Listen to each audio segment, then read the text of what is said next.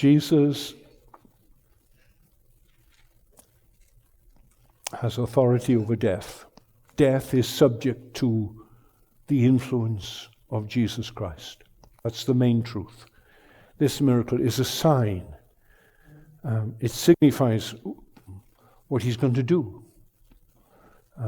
He's going to raise the dead. That's what this miracle is all about. Signposts are important, aren't they? When you see the signpost, you don't say, oh, we've arrived.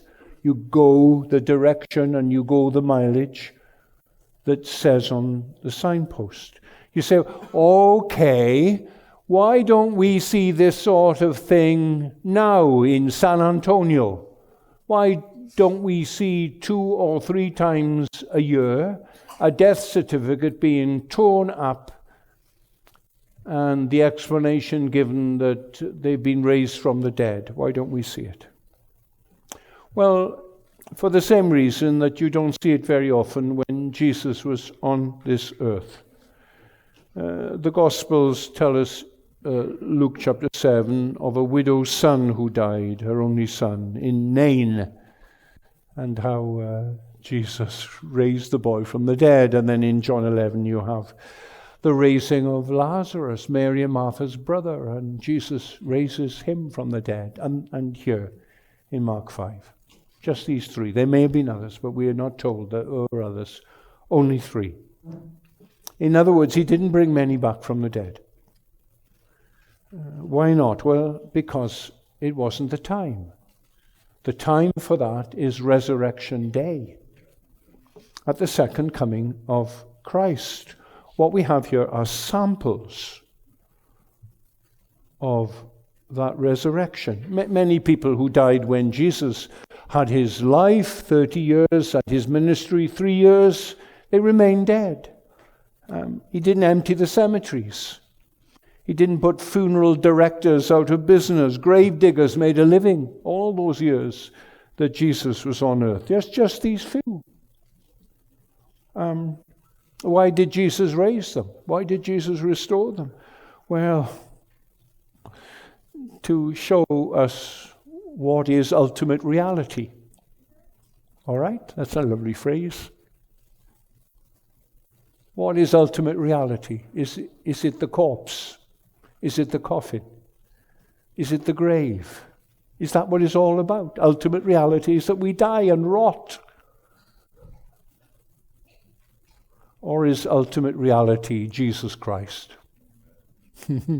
That's the challenge that you all have to face up to.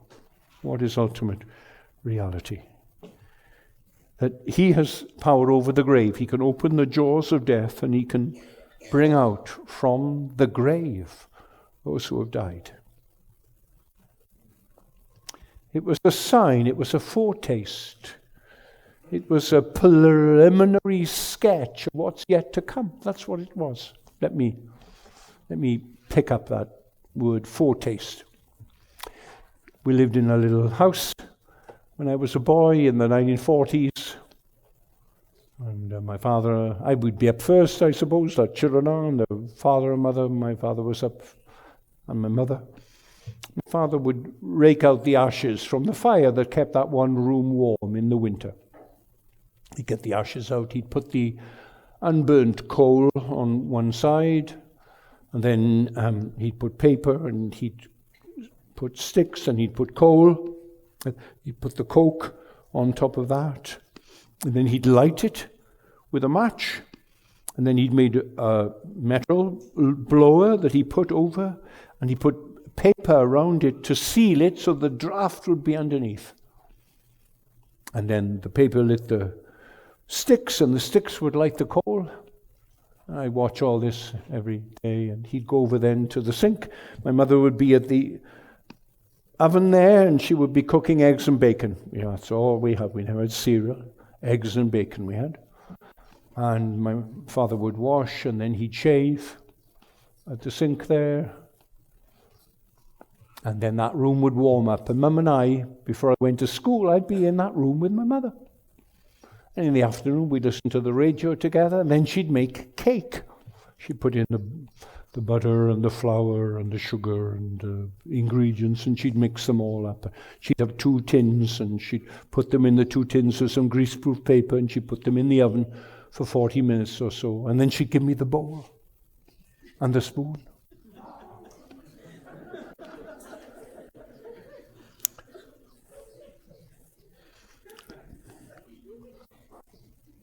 I can taste it still.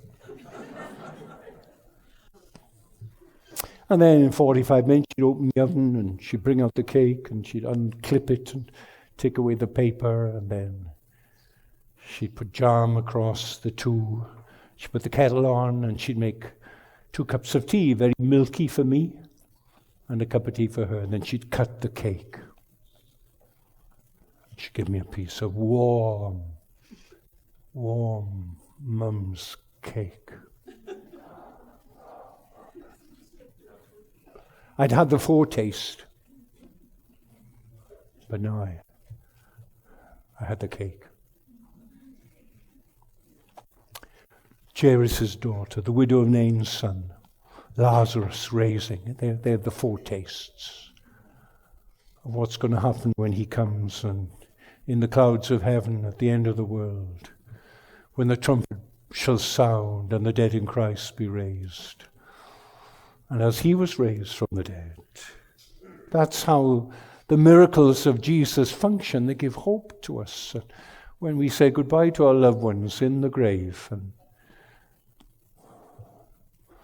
we know we're going to see them again.